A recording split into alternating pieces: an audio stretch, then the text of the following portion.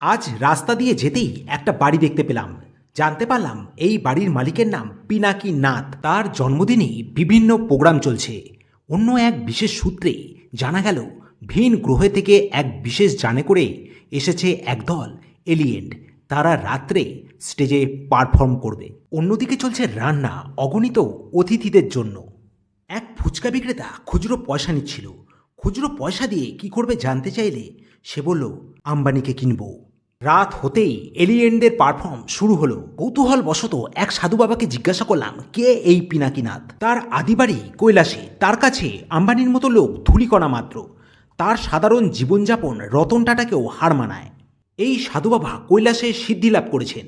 তিনি জ্বলন্ত বিড়িকে নিজের মুখে রাখতে পারেন, আবার কিছুক্ষণ পর মুখ থেকে জ্বলন্ত বিড়ি বার করে থাকেন।